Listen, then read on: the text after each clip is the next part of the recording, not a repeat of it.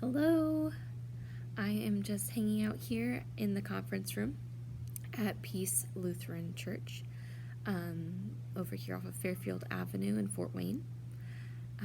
Hi, I'm Georgia Stahoski. I am the primary music therapist for A Joyful Hope, which offers a holistic perspective to the perinatal time, which is the time before, during, and after pregnancy up to 2 years postpartum. But I'm also happy to work with you if you've dealt with postpartum in terms of loss. So that whole chunk of time.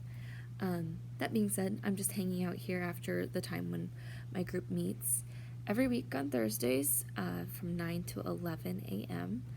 And it's just a time for moms to come together.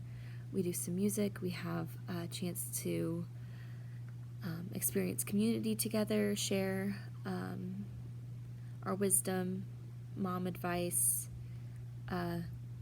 be present with each other if we're going through rough patches or good patches of time. And it's a good group. It's a good place to be.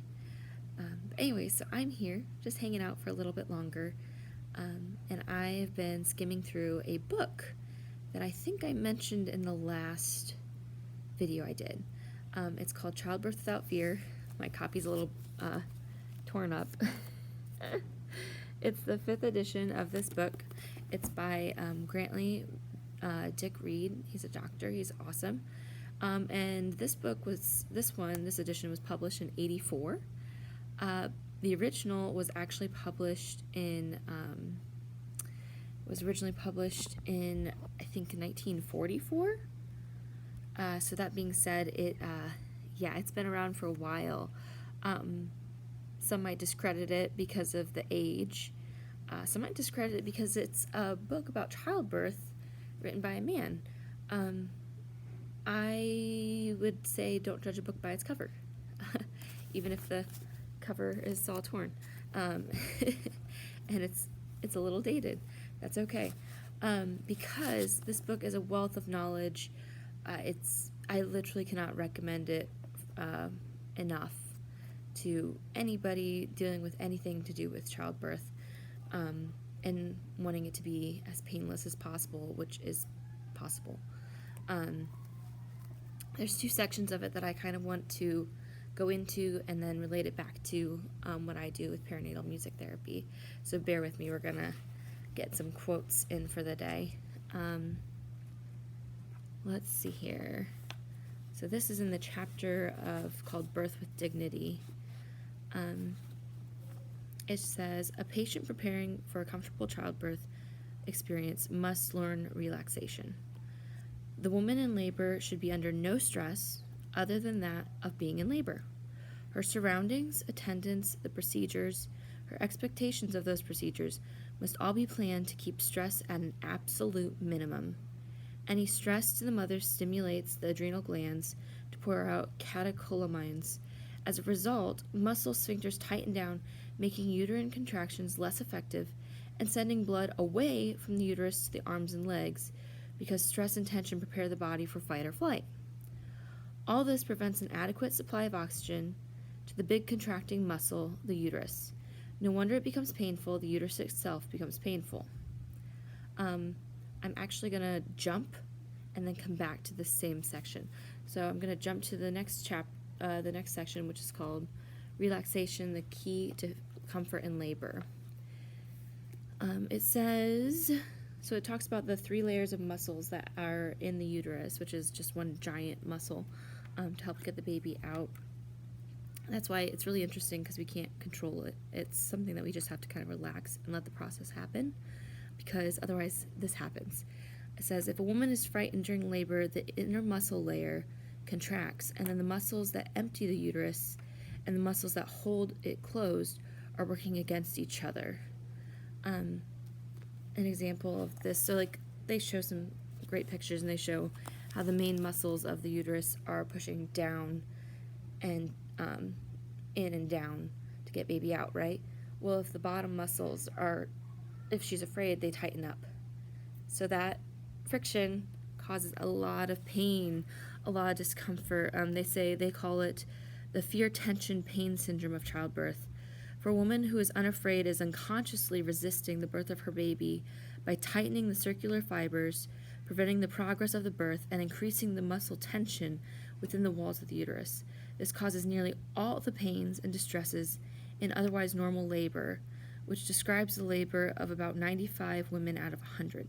So the way he talks about labor, normal labor should have no pain. And I 100% agree with this.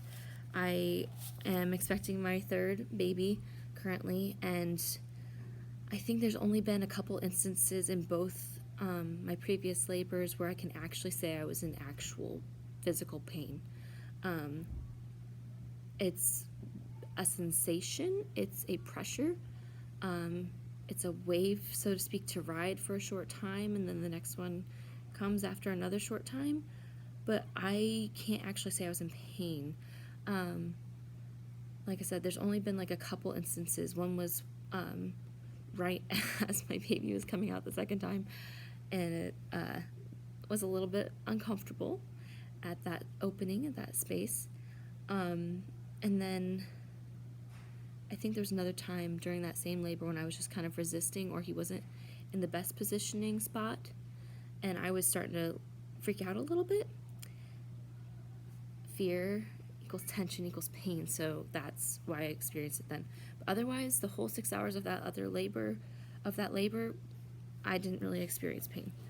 Going back to the previous section, that was in the birth with dignity section, it says, on the other hand, anything that aids peace of mind and relaxation of the body stimulates the brain into producing endorphins, which are nature's own painkillers. There are at least 7 different kinds of endorphins, some of which have analgesic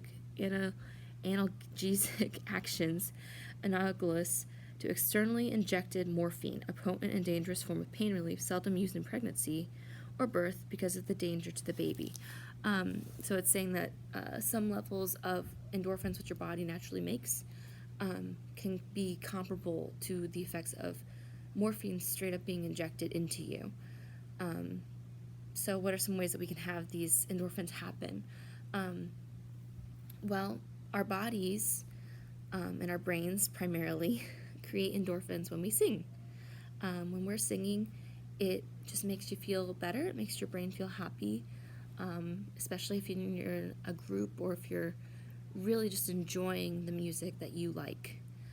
So that can be a great thing to do. I have not utilized this in birth. I'm tempted to, but I'm also a bit shy about singing. But that being said, I've had playlists on that I've kind of hummed along with during my labors, so that's been helpful. You can also get some good feelings, oxytocin, by feeling affection, feeling close with your spouse or significant other, whether that be hugs, holding your hand, maybe a back massage, maybe some lotion on your feet. You can also get maybe from dancing, which again pulls in the music aspect. It's hard to notice that you're in pain or perceive discomfort if you are focused on something else that so involves you. It's not to say it's distracting you from where you're at, but this is a different frame of attention, right? Because your attention then is on the music and on moving and just feeling everything, as opposed to on the discomfort or that wave that you're riding next. So yeah, those are just some little ways that music can help, and that you can help yourself get through the process of labor more smoothly. Just the knowledge that your fear can create this tension. And to learn how to relax, he stresses, this author stresses that you should really be focusing on how to relax your body as much as possible, even from the beginning of pregnancy, so that you can better manage everything. He's like, physical strength, like, yeah, you should add in some of these things. You should take care of yourself. But that mental game, that mental tension, pain, fear, connection that he talks about, that is by far more important. and that will aid you much more, especially in terms of be able to get through that process more happily and contentedly, rather than anxiously and fearfully. So, and painlessly. So, yeah, just a little snippet that I wanted to share. That being said, I don't anticipate heading into a labor ward with anybody, apart from myself when I give birth to this baby. But I have these tools that can really help if you are preparing to give birth to a baby. But that's not all that I do. With perinatal music therapy, I see, like I said, the full spectrum of people. And I also am working with birth workers too, or mom helpers. So if you consider yourself in that category, I would love to support you in however that looks. Whether you're a doula, whether you are a midwife, whether you are just somebody who volunteers with an organization that provides classes or supports in any way, shape, or form for moms, because I believe that the best way that we can help in moms who are in situations that are less than favorable or who are struggling, the best way we can help is to also take care of ourselves so that we can be better for them. That is my belief, and I am just a firm believer of that. So if you find yourself in that category or in the other category at all of just being a mom, like I said, this includes mom through any sort of loss. I do have some experience in grief work. So if it's a stillbirth or miscarriage, however you want to use that terminology, I'm there to be with you on that journey as well, especially if you're experiencing a pregnancy after a situation like that. I'm sure it can be extraordinarily daunting and anxiety ridden. So if there's ways that I can come alongside you and help you to alleviate any of that stress, I am so happy to do so. So all this is being said because I just wanted to share this information. I think that not enough people know about it, and I also just wanted to give a little information about what I do and who I work with. So if you have any questions, feel free to comment or send me an email at georgia@ajoyfulhope.com, and I would be happy to talk with you more, get in touch, especially if you are interested in either joining our mom group or in starting private sessions with me. I would be very, very happy to talk to you about that. So with that all being said, I hope you guys have a good rest of your week, good rest of your day, and I will see you next time. Bye.